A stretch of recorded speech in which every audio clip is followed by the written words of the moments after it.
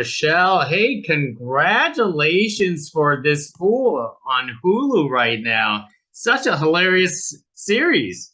Thank you so much, man. Yeah, we had a blast shooting it. I'm glad people are enjoying it.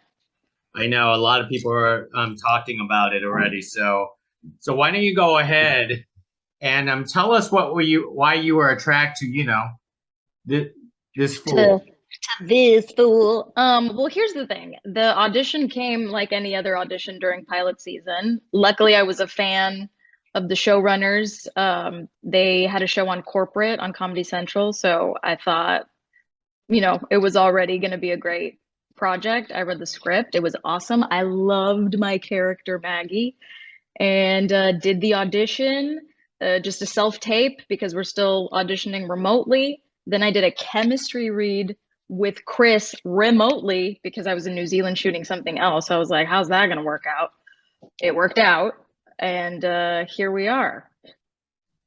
So tell us about your character Maggie that you get to play. I mean, it's a she's she's hilarious. I like to call her like I think there was a term coined like 20 years ago. It was called unflushable. A, a, Unflushable. a girlfriend or boyfriend that you can't seem to get rid of. That you just can't get rid of. Okay, I love that. Yes. No, well, I mean, that is the center of Julio and Maggie's relationship. They're high school sweethearts. They've been together for 10 years on and off again. Maggie is a super independent yet feisty punk rocker chick, but is still very dependent on the relationship with Julio. When they're together, it's good and it's bad. It seems like they keep getting together so that they don't have to face their own problems. But yeah, I feel like a lot of audiences are already relating to the fact that if you've been in a long-term relationship, you're with somebody you can't shake off. How do you like the acting with this crazy shenanigans that Maggie pull off throughout this entire show? Like stealing cars Stealing or his car. Yeah, well, what's awesome is that I mean, for the most part, I get to boss Julio around, and he takes it up until he can't take it anymore. So yeah, no, it's been a blast playing Maggie. I feel like that's something that I had to bring into the chemistry read because when we did it, it was like boop boop boop boop boop, all these like boxes pop up. It's like ABC Signatures, the showrunners, Hulu, and we're like, okay, we're gonna start. And I'm like, wait, hold on, let me talk to Chris first because I hadn't spoken to him up until then. So I feel like I kind of had to boss my way into that as well. so tell me about this chemistry read with Chris. Did it came naturally or you guys had to work on it a bit? I mean, there was no usually uh I mean before auditions are the way they are now remotely, you usually had a work session with whoever the star was and the showrunners and stuff. But with this, it was our first time. It was our first time talking, and I feel like the way we developed more chemistry throughout the season was we would exchange a lot of memes in Spanish, just because it's like such a unique medium of comedy of humor that like unless you're bilingual, like you're not gonna get it. So I feel like we ended up building a chemistry over memes in Spanish. So who was easier to work with? Was it Chris or the bunny? The bunny. Okay, so what's funny about the bunny is so the one that ended up being Roger is that brown bunny. And then there's also the white bunny, but we had to go with the brown bunny because he was just easier to work with. The white bunny was a diva. But no, Chris is amazing. I mean, he is playing like a version of himself. So yeah, he makes it easy peasy. Now, you've done a lot of comedies before. What makes this fool different from the rest? Well, my previous comedy work, I mean, my first real series regular was Mad TV, and that's sketch. So it's like a completely different genre. Since then, yeah, I have booked a couple guest stars here and there on like sitcoms, like network TV and stuff. But I mean, the joy of being a series regular on a single cam comedy is that you get to see your whole character's journey and arc all the way through. So that's, you know, that's a blessing for any actor and what any actor can hope for. Do they give you a little bit of leeway to do improv on a series like this, or is this mainly stick to the script type of thing? You know what? It's weird. I feel like I thought there would be a little more room to play. These guys kind of do, they don't like to improv too much. They like to stick to the script, but they were very collaborative in the fact that I could be like, you know what, I feel like Maggie would say it this way. Or so I had the freedom to change a lot of stuff. And they were really awesome and let me collaborate and create Maggie's look, which was really important to me, just because I'd been dying to play an alternative punk rock Latina, and I felt like we'd never seen that on TV before.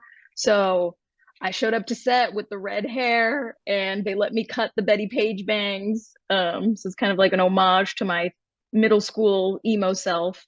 So yeah, no, it's been awesome working with these guys. They made it very collaborative. Wow. So that Maggie look, that's all you then? I came in hot with the red with the red. Yeah, I mean, initially, Chris said that Maggie is somebody who like listens to punk, but I really wanted to push it more. So, also with the costume designer, I came in hot with like my mood boards, and I was like, I think we need to do this. So maybe if we get a season two, we can push it even further. I know, just crossing our fingers for a season two because this is a hilarious series, especially the fact that a lot of Latin series come out very strong, and it needs that base audience base to survive. Totally. I mean, I don't know what the deal is with like previous shows like Gentified, because I know, I mean, they got two seasons. Gentified, One Day More, or One Day at a Time, Gordita Chronicles. I mean, I just don't know what the viewership is like. Obviously, Netflix doesn't let us see what those numbers are, but I've been getting a lot of really great feedback on social media, and everybody seems to love it. So we can cross our fingers and toes. Now, what about this show that probably very relatable to a lot of Latinos or any Hispanics out there? You know, I think this show isn't, I mean, yes, it is focused on a Mexican American neighborhood in South Central. So it's going to be relatable to all Latinos, whether you're Mexican or not. I think this is going to be relatable to non-Latin audiences as well, because it is at the heart of it about the working middle class. It's about trying to make ends meet. Every character on this show is kind of a loser. And I feel like people will relate more to the fact that it's about the working class as opposed to it being this very Chicano LA show. And I think that's why it resonates with people, you know? I got a sense that I thought Maggie was, in her own way, was the most stable job. Yes. I mean, she's independent in that way, right? So I think we mentioned once in the series that she's a paralegal. She has her own apartment.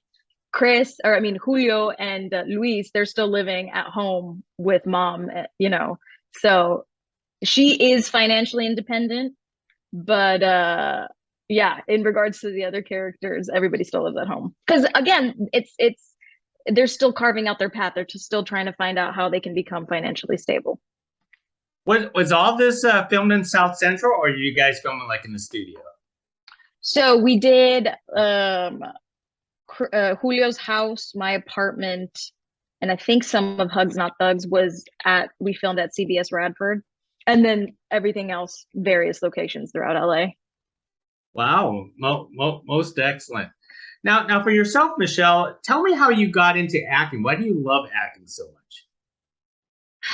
Well, we can go down a dark road on this one. The reason I like acting, and I realized this very early on, even as a kid, was acting. When I'm acting, it's the only time when I'm not thinking my own thoughts and I'm thinking the character's thoughts. So it's the only time where I really truly feel like I can be in the present moment.